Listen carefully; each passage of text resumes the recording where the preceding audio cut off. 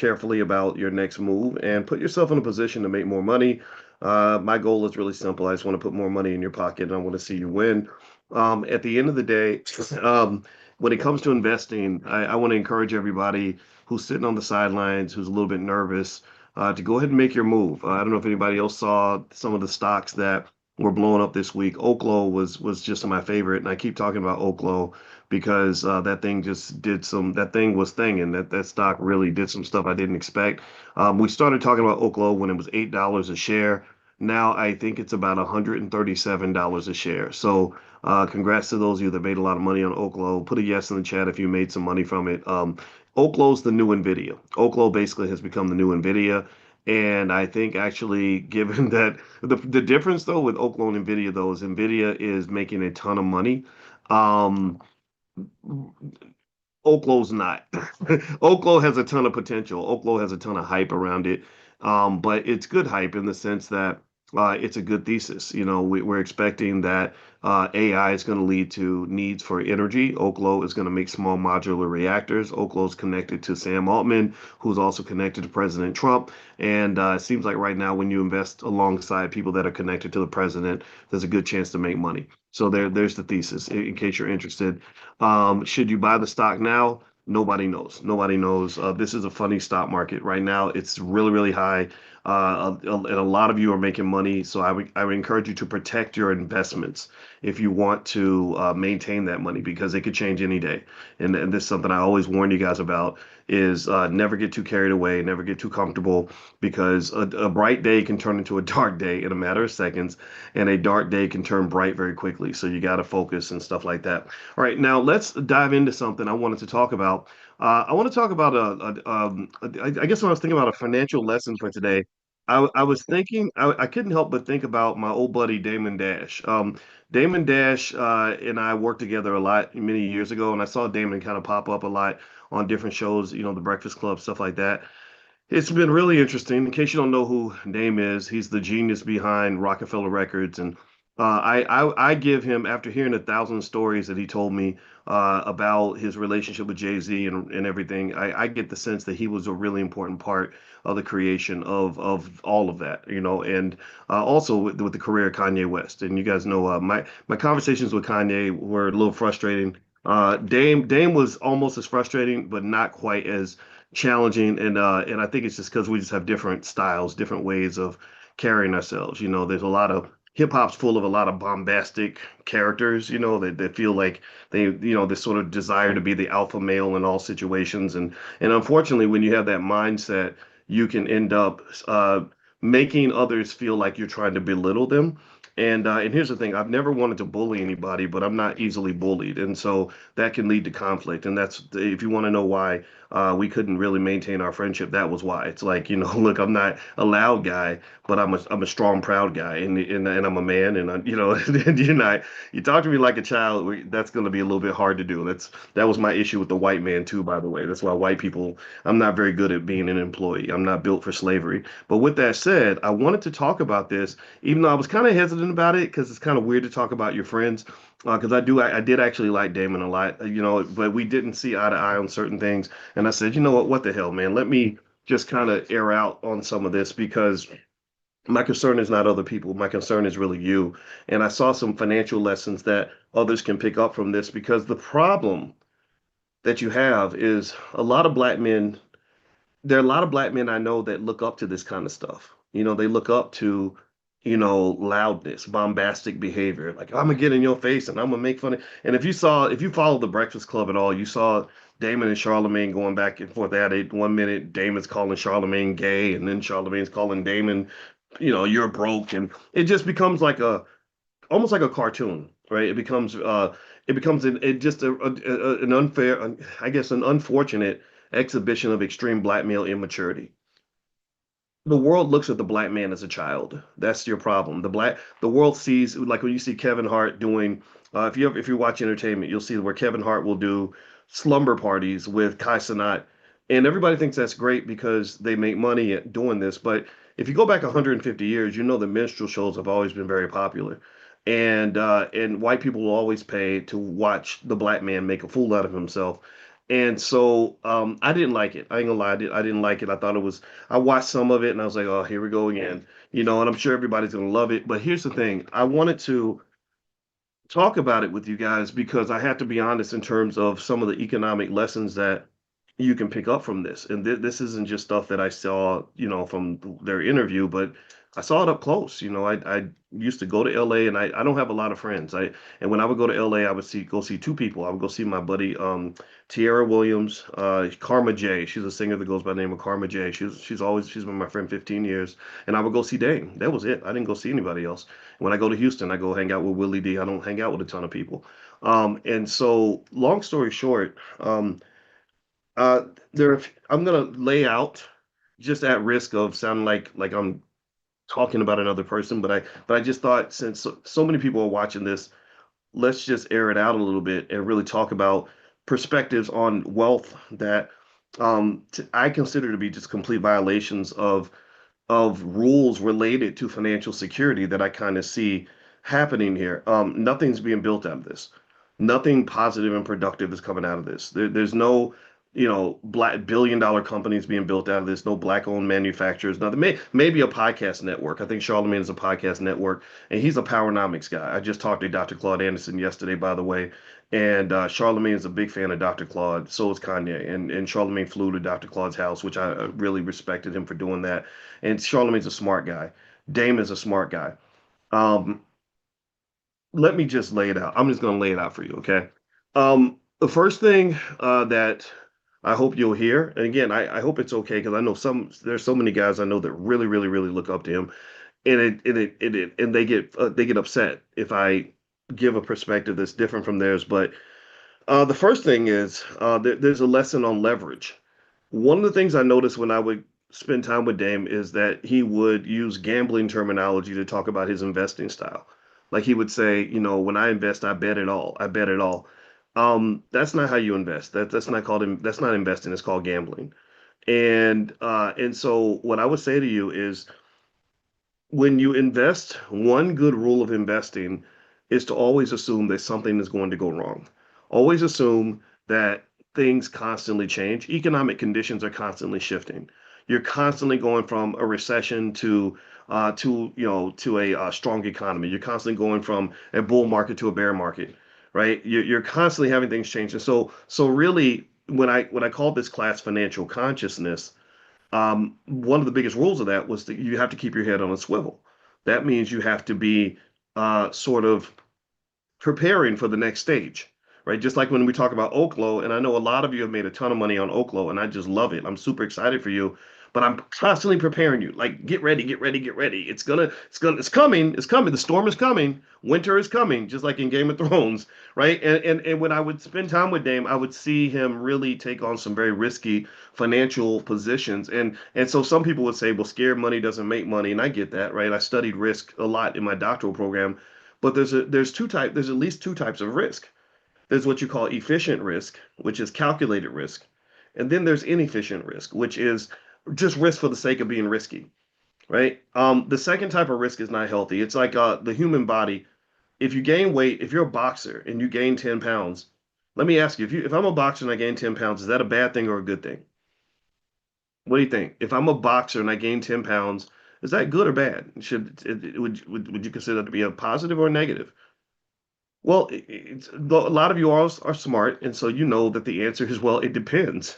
It depends what type of weight did you gain? Did you gain fat or did you gain muscle? So risk is the same way. There's some risk that's worth it, some risk that's not. And the problem with hip hop culture, the reason hip hop doesn't build wealth for black people anyway, it builds wealth for white and Jewish people. I mean, they're super rich from it. It doesn't build a lot of wealth because the culture is not healthy economic culture. Hip hop is not built on conservative behavior. Hip hop is not built on holding it in. Hip hop is built on letting it out. Right, even when I would talk to Kanye on the phone, I would say, "Why are you yelling at me? Like, what? Why are you screaming?" Well, because you live in an industry where you get paid more money to be outrageous, loud, and bombastic, right? But if you notice, billionaire Mike Roberts came into class one day, and some of you that were there would remember something that Mike Roberts said. He said, rich people are loud, wealthy people whisper. They whisper. Well, why? Why would they whisper? What are you whispering about? Well, they whisper because they're strategic and they're making a plan and they don't tell everybody what they're planning to do. They don't tell everybody what they got. Do you understand? Like the person who's really the boss doesn't say, boss. No, the person's really the boss doesn't even say that they're the boss. Why do they need you to know that they're the boss? They know that they're the boss. If I know I'm the boss, I don't have to go constantly announce that I'm the boss. I just sit back and be the boss, right? So ultimately, high risk behavior is very anti-wealth. If you want to get see examples, and some of the guys are figuring it out. I saw a rapper called DaBaby, who was on Breakfast Club, and he said that he learned a lot from how his culture, his behavior was costing him money because he would go places and get into fights and do rapper type stuff, and he was losing millions of dollars because of it. So ultimately, wealth is inherently, if you watch most billionaire hedge fund managers or people on Wall Street that are really making money, they're not loud and bombastic about it.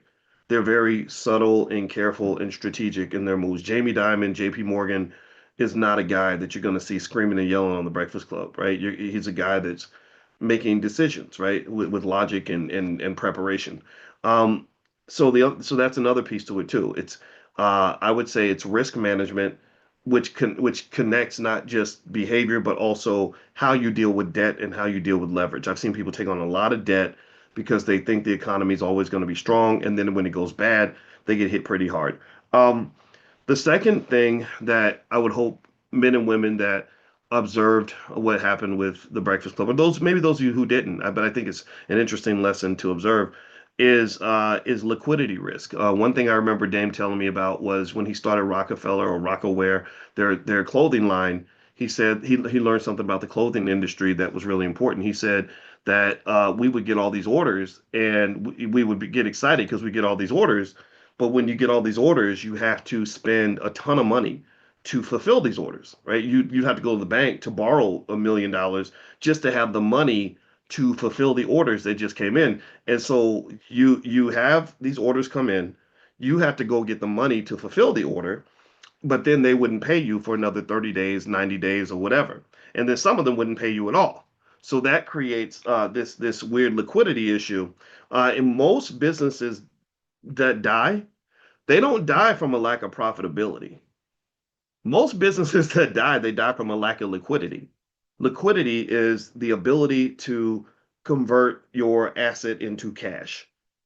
That's what it is. So ultimately, um, that's another example. I think that I would suspect if you assume that the reports were true about Dame's bankruptcy and all that. I know a lot of that's debatable and disputable because people feel like there's some sort of secret plot that he's got sort of underneath everything that's going to make him the king again. I don't know. I'm not judging. I don't care. I hope that that's the case, but I will say that I remember feeling that liquidity could be an issue for him, and I just kind of observed things, and I remember feeling like uh, the liquidity also could possibly be related to the pressure that people in hip hop have to maintain a particular kind of lifestyle. It's very expensive to flex. It's very expensive to show off. Do you agree? Tell me if you agree with this. Like it's very expensive to impress the Joneses and make sure everybody always feels like you're doing great. Right? It's not so cool to say, "Hey man, I'm struggling right now. Hey, I'm broke, I ain't got nothing."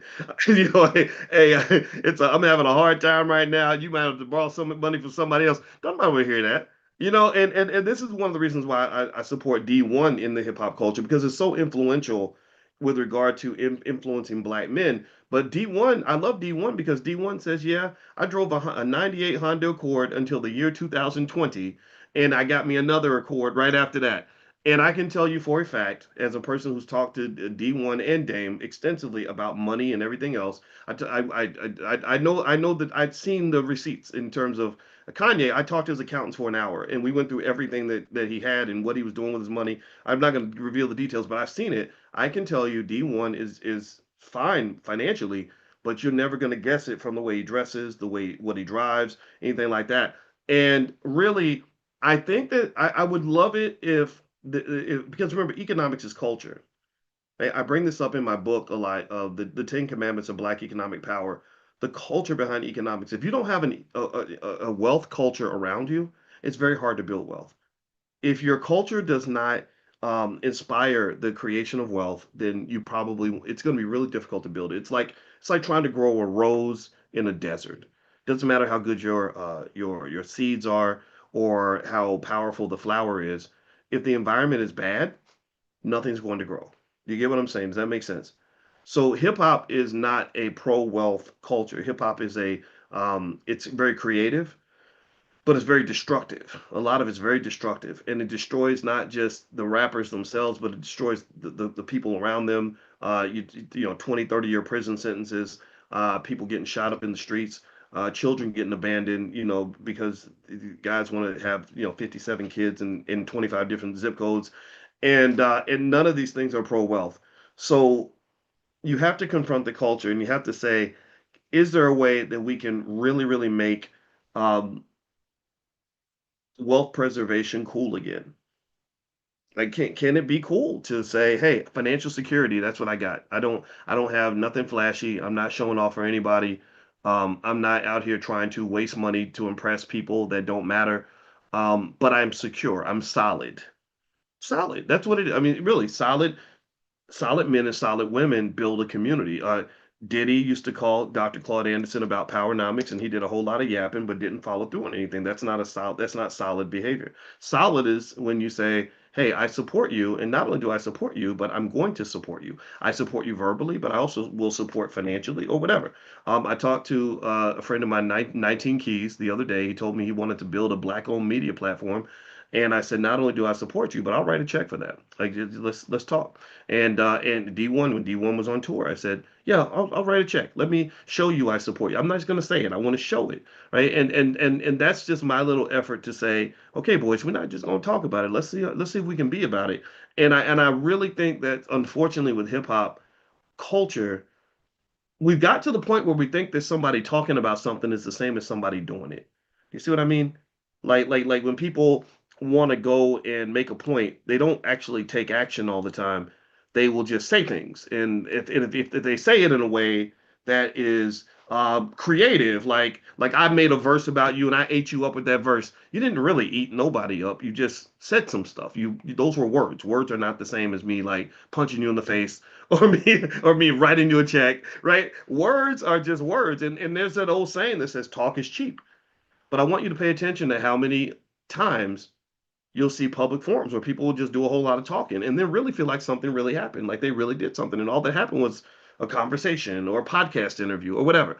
And so I saw Dame on The Breakfast Club, and they did a great, you know, him and Charlamagne apparently had a great back and forth. It was very entertaining to watch.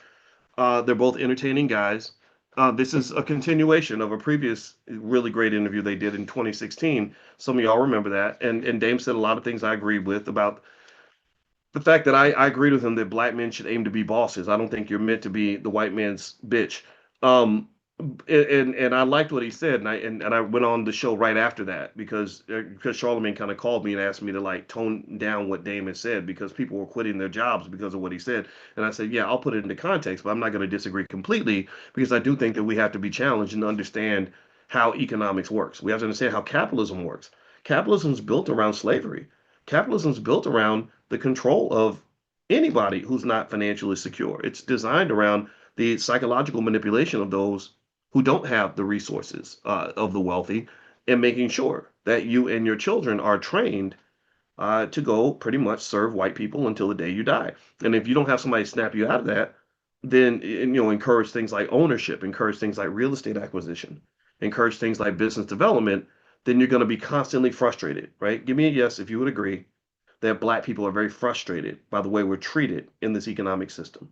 Give me a yes if you would agree with that. Give me a yes if you would agree that it's painful to serve somebody who doesn't even like you that much. I mean, let me know if you understand this. How difficult it is to not just work your ass off and be mistreated, but to not even get rich from. You're not even getting rich from it. If you're going to suffer, you should at least get rich from it. It should at least lead to these amazing benefits. It doesn't. It doesn't. We get into there's no powernomics. It's only strugglenomics.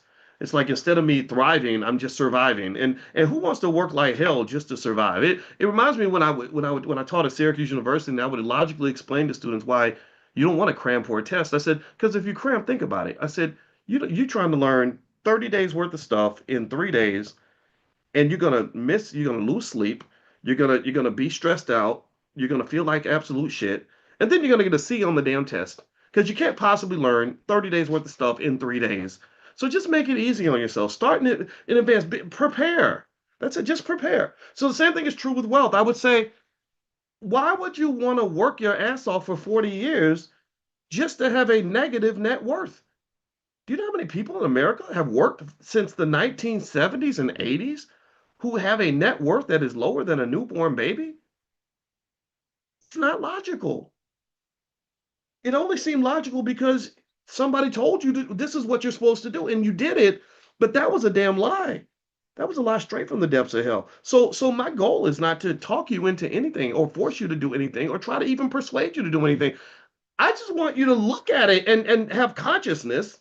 Again, this is why this is called financial consciousness. I want you to consciously observe it and say, okay, I don't think that makes any sense. That's not logical. I worked harder than the boss. But the boss got all the money. That ain't the way life ain't supposed to work like that. So I liked Dame's interview. I liked what Dame said, and I just told Charlamagne, I said, I want to put it into context, maybe leverage it or balance it a little bit, but I'm not going to disagree because I think that there is a problem. I think that America likes when the black man is a little boy, and sometimes we got to man up. I'm a big fan of terms like that. That sounds like toxic masculinity. No, I just think it's called masculinity. However, um, the thing about that interview, though, is that again, you have to know the difference between talking versus like action. Like what does that actually look like? And and so when I saw these two guys going at it, it reminded me of a conversation in 2017 or so when I was on a text message with Charlemagne and Dame, and I was negotiating like a debate. I said Dame wants to debate you, and Charlemagne said, "Where?" I said, "Well, I don't know."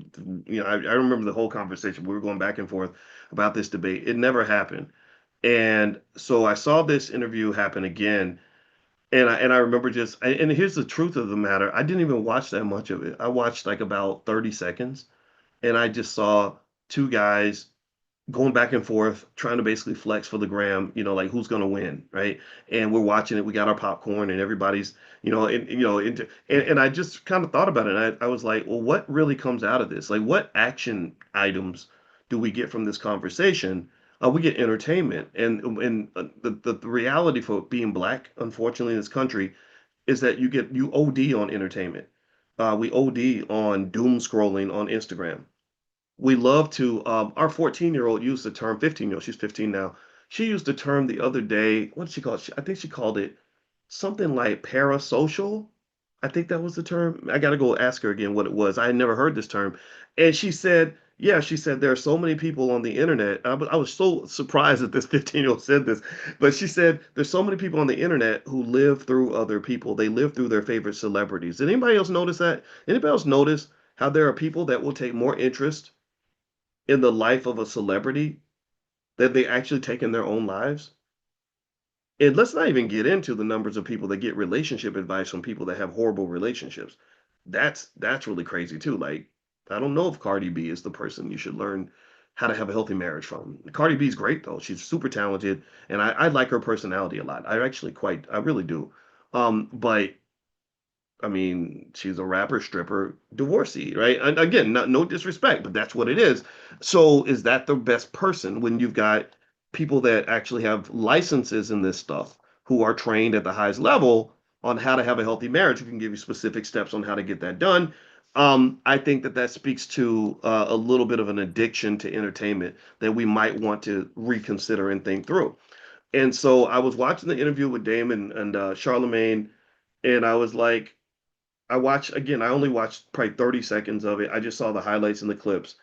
And I just wasn't sure how I felt about the world watching two 50-something-year-old black men just yell at each other like teenagers. Like I kind of feel like um there has to be space for the black man that wants to be a grown up. And I'm not saying these guys aren't grown ups, but it becomes just a lot of talking and yapping, and then I look over and I go to the stock market and I see, Larry Ellison sitting with Peter Thiel and Sam Altman, and they're designing the future of AI. They're building a, $100 billion data center.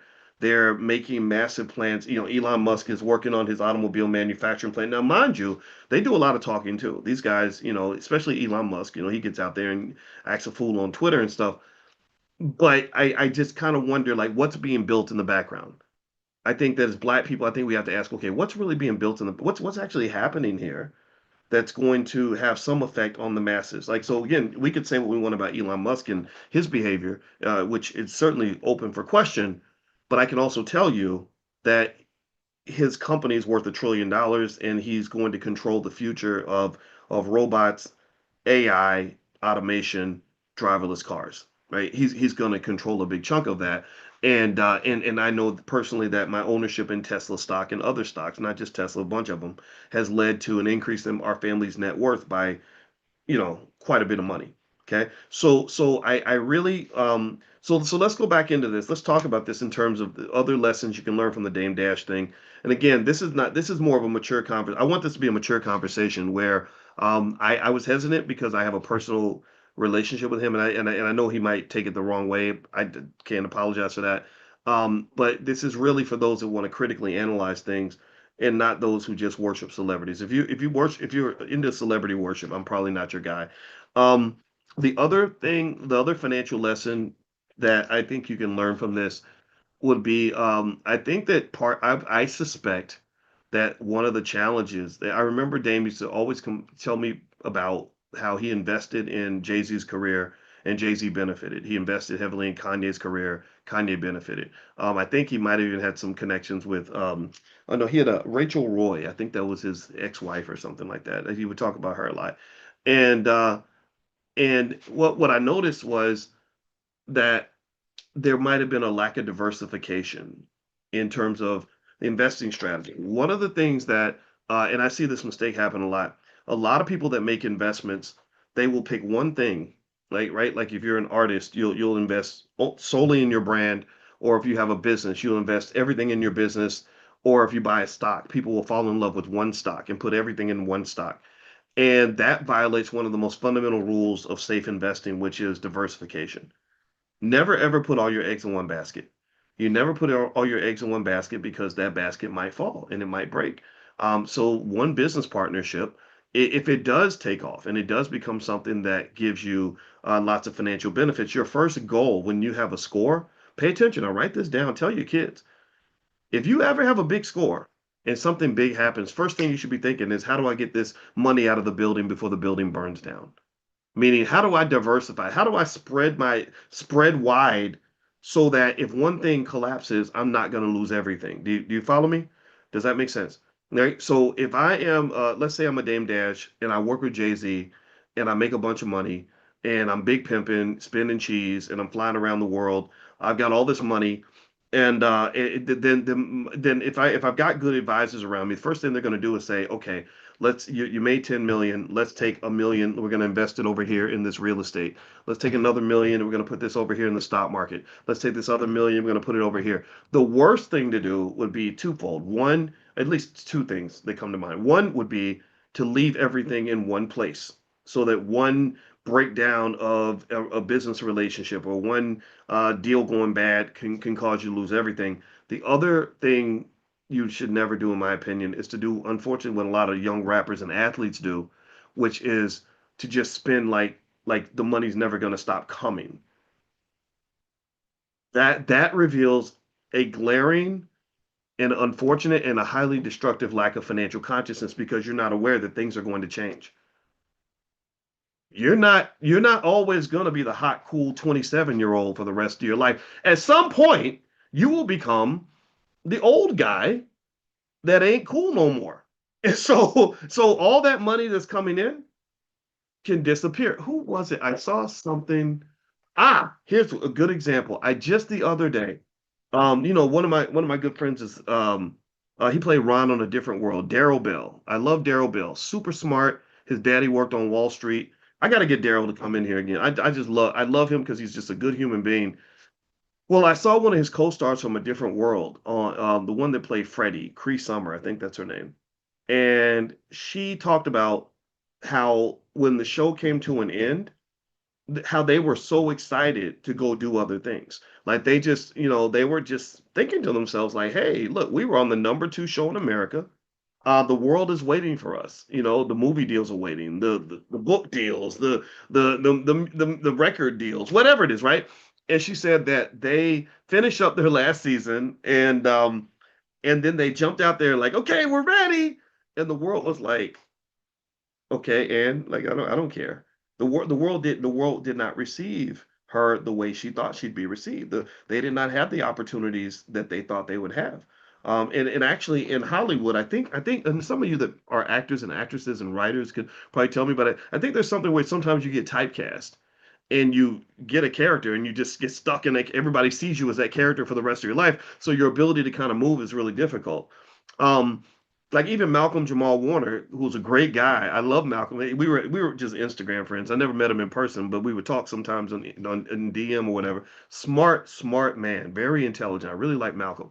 Um, I remember just seeing like where he was doing other stuff, and I was like, "You mean Theo Huxtable makes music now?" Like, like but I like Malcolm's balance because Malcolm, I think he understood he would always be seen as Theo Huxtable, but he was like, "Yeah, but Theo can do this and do this and do this too," and he made some great music with Robert Glasper and some other people, and I had a lot of respect for him just because he just seemed like a decent human being.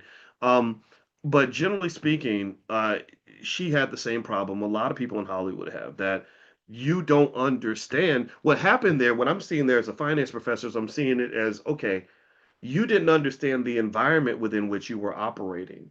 And this is a common problem for a lot of young people. They don't necessarily understand the dynamics of their environment. What are the rules? How do things work in Hollywood? Like what happens once you finish a big show? And then the other piece is we sometimes forget to remember that things are always changing. Right? The only thing that's constant is change. And so if I'm advising somebody who's on a different world and you're making lots of money and you're super hot and popular, first thing I would do is I would say, okay, all the money that you're making, assume that you're gonna stop making that money in 5 years and start stacking your nuts for the winter and preparing. And that's the first thing. Second thing I would say is put your money into different places so that you can have other things that are growing in conjunction with what you're making from this show. Uh, Third thing I would say is strike the iron while it's hot. I would say assume that you're the most popular, coolest person in the world right now, which you are, and that you can get a lot of people on the phone, but just understand that those same people won't be answering the phone 5 years from now when you're no longer on that show. Just understand that. And so while you got this wormhole, this financial wormhole open where you can form relationships with everybody, maybe you're going to see the Pope and the president and all these other people. What you do is go and start forming those relationships now so that when you're no longer doing what you're doing now, you'll still have those connections with individuals that can help you get things done, right? So if you have a guy that goes to the NFL for 3 or 4 years, perhaps during that time where your name is attached to the Baltimore Ravens or whatever, you're meeting people that could become part of your network over time. And because you might read George Fraser's book, Success Runs in Our Race, you'll know how to really make sure that those relationships are strong so you can leverage them later on when you move to the next thing. Right? A lot of times I've just seen it a million times where people will assume that what's happening now that it's either going to continue or that it's only going to go up from here. The level I'm at now, the next level, the next move is going to be at a higher level. That's a bias we tend to have. And you can't have that bias. You also have to look down and up at the same time and say, okay, how do I protect what I have and then extend what I have before I try to just simply grow what I have. Right. And that's what I tell you guys about Oklo stock, right? Oklo stock has gone from $8 when we started talking about it to 137.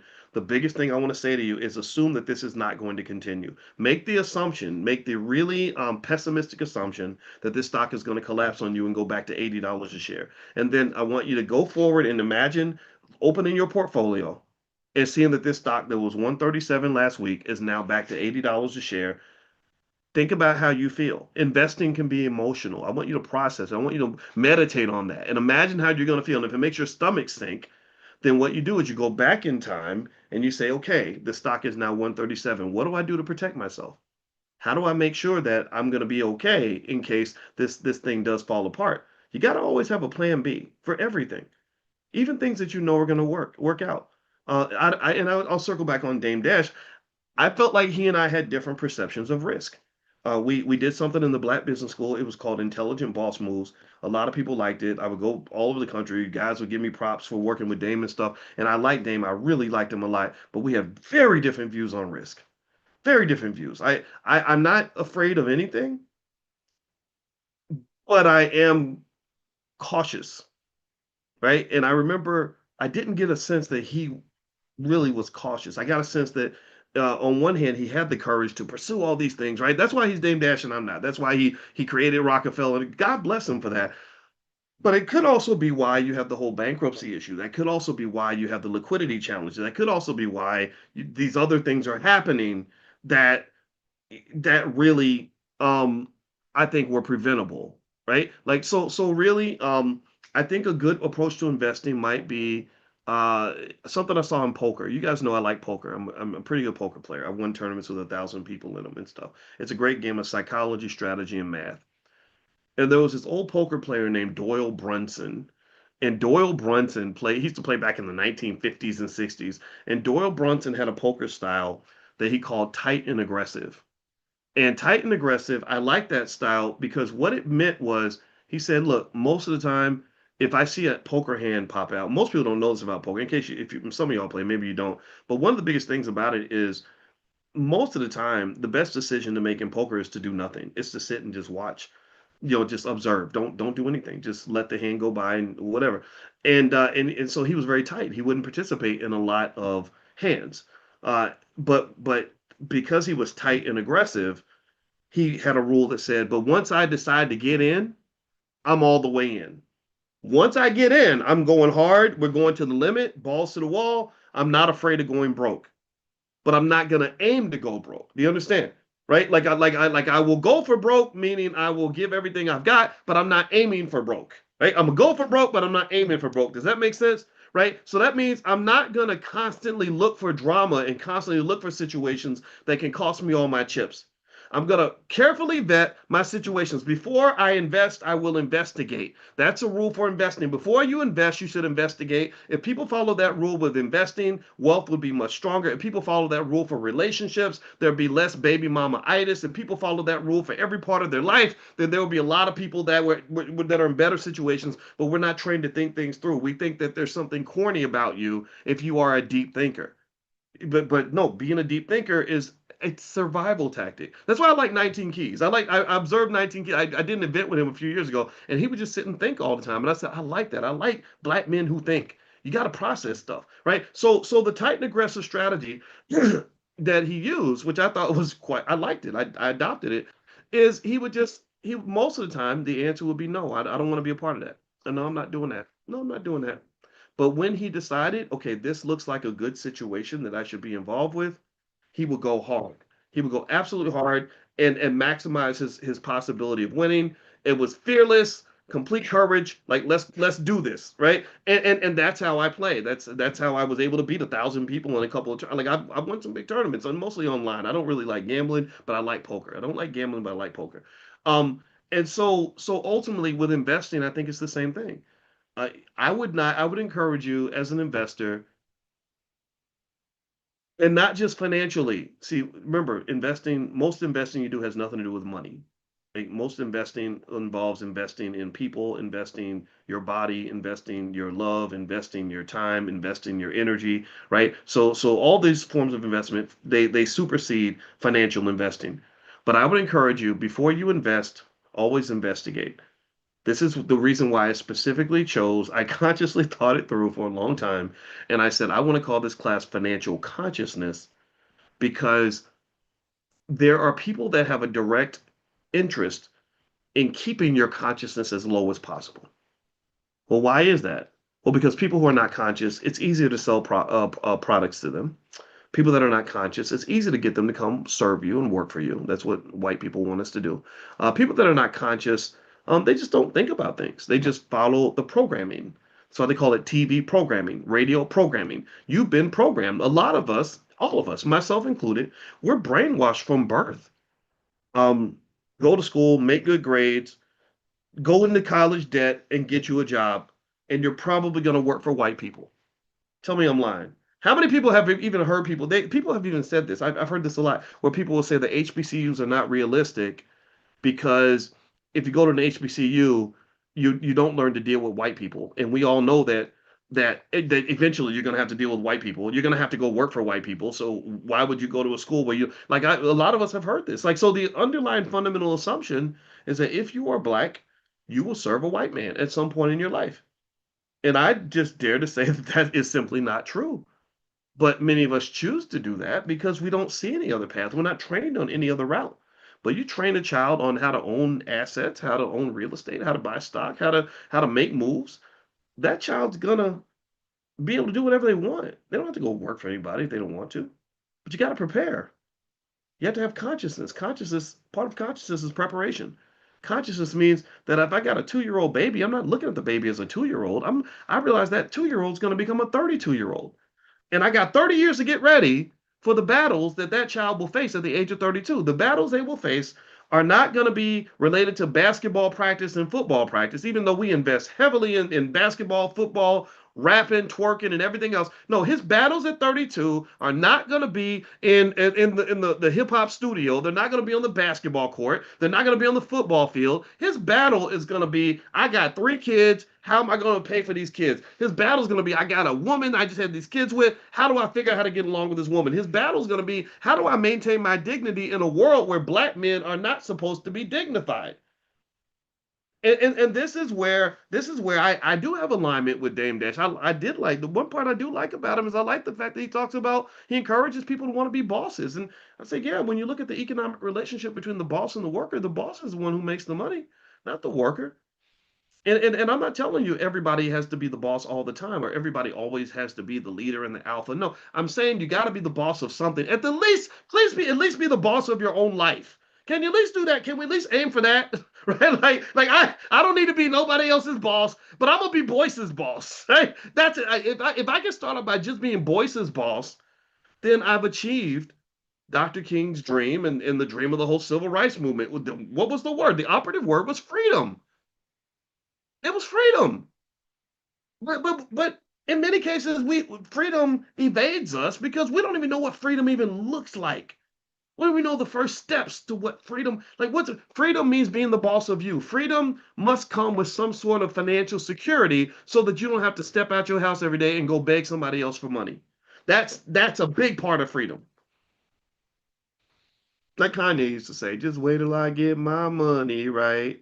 Right? It's like when you get money, you do have freedom. Money is option. Freedom, what Chris Rock said, money gives you options. Options are freedom. Options and freedom are cousins. They're connected. So the question to ask anybody who wants to know if they're free is, well, do you have options? If you lose that job, do you have options? Like, do you have another place you can go, or do you have to go back to on your knees and beg for that job again? And if you do, then you circle back and you say, well, what preparations were done in advance? What consciousness occurred that led to the preparations to ensure that you would never end up in that situation? Because at the end of the day, you don't have to. That's the trick of capitalism too. Capitalism is such a pimp. Capitalism will be like, well, you ain't. I mean, you're free to do whatever you want, right? Like you can go. You don't have to work here, right? That's what capitalism. But then you'll be like, well, but I gotta work here. Well, why do you gotta work here? Well, because I'm broke. Um, I don't have any skills outside of what I do for you. I don't know how to start a business. I don't know how to make an investment. You understand? So freedom and the lack thereof is typically connected to what options you have, and options are created with investment. So when you look back and you look at how a black child is raised in America, I think it's very important to say, are we making the investments in that child that are required to ensure that that child always has options? It's real basic. It's real easy to do. In the Black Business School, just to give you a quick baseline, we say every black child should know how to start a business by the age of 12, just in case they have to, or they want a side hustle or want to make extra money. Number two, every black child should own stock from the time they're born. If you if you pay $500 a month to your car note, you can also put $500 a month into your family investment fund, right? Very simple. I mean, unless somehow you care more about the financial security of the car dealer than you care about your own financial security of you and your children. $500 a month in an S&P 500 index fund creates roughly $38,000 in about 5 years, something like that. In 10 years, it goes to about 99,000, if I'm not mistaken. 20 years, it's over 300,000. 30 years, you're approaching $1 million, depending on what you invest in. Easy, easy peasy.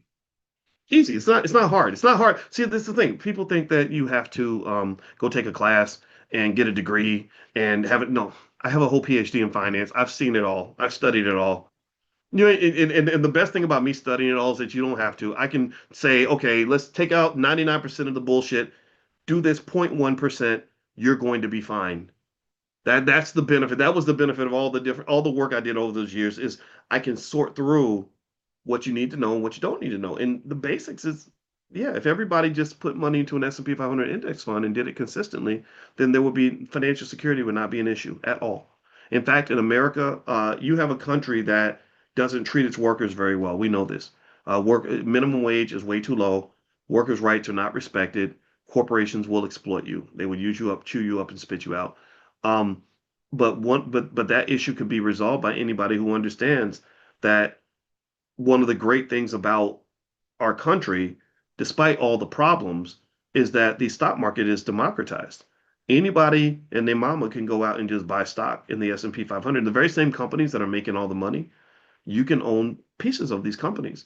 And then when their wealth goes up, your wealth goes up. That changes the game for you. That changes inflation, for example. Inflation doesn't have to be your enemy. Inflation actually can become your friend. We act like everybody got hurt by inflation. No, rich people did not get hurt by inflation. They benefited from it. When the price of carrots is higher at the grocery store, that means that real estate owners are also have more valuable real estate. When the price of eggs goes up, people who own stock saw that their stocks were going up more than the price of eggs. So yeah, they were losing money when they went to the grocery store, but they were making. And think about this: you're losing $100 over here, but you're making $1,000 over there. So doesn't the good outweigh the bad?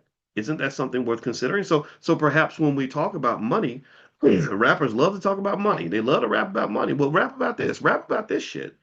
Rap about the fact that if we change our economic thinking when we're children and we shift the way our kids process their relationship to money, that they can be in a position where this society actually benefits them. This imbalanced, corrupt country called America, we know it's corrupt. We know it's imbalanced. We know it's unfair. It's a mess.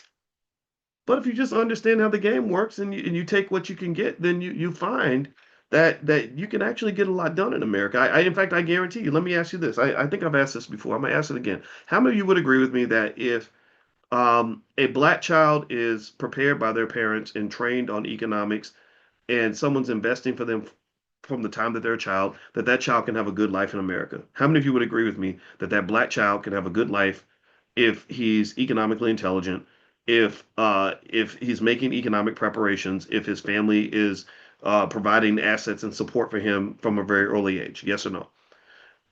The answer is yes, right? In fact, he could probably live better than most white people.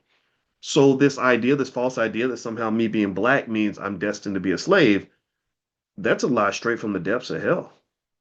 That I mean, you should curse that to the root, man. And that's part of your programming. That's they program you like, well, you got into Harvard, but you're still black. Well, yeah, I'm still black. I know that I'm black, right? I know the white man ain't never really gonna be my friend like that.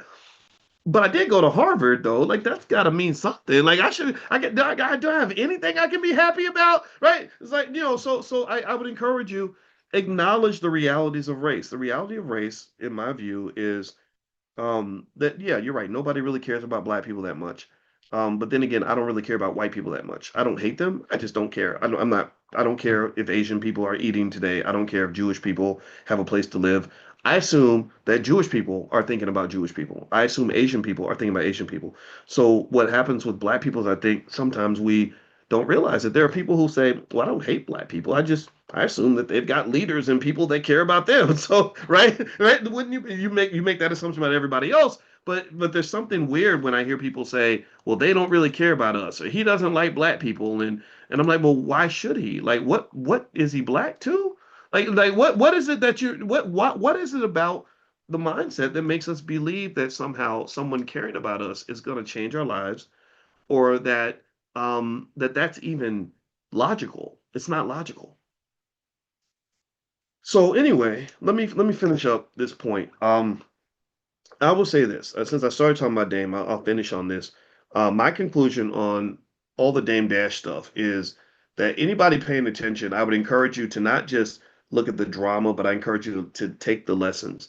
I think Dame Dash could be a billionaire if he took advice. That was honestly another challenge I had is him and Kanye don't really take advice very well, so that's why it was difficult to talk to them.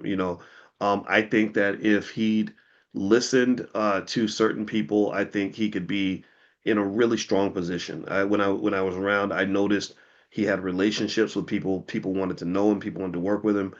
Um, but maybe things like when we talk about undiagnosed, untreated trauma, and the fact that we don't have a commitment to healing in our community, I can guarantee you, with everything, I will put on everything I love, that if he and Kanye, for example, and others, I'm not just talking about those two guys, were to submit to some really serious, significant therapy and embrace humility, which unfortunately seems to be that humility seems to be almost like a cuss word in hip hop.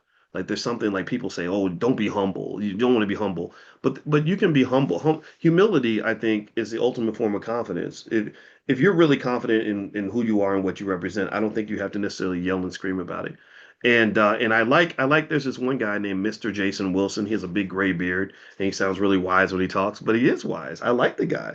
I'm like, yeah, he ain't no punk. He's a tough man. You could tell, but he doesn't have to yell and scream to be that. He can be a good man. He could be a loving man. He could be a strong man. He could be whatever the situation calls for him to be. And that to me is more interesting than what hip hop does. Hip hop turns black men into cartoon characters, like because you always have to present yourself as this impenetrable superhero, right? Like a WWE wrestler, like you're always playing the freaking character.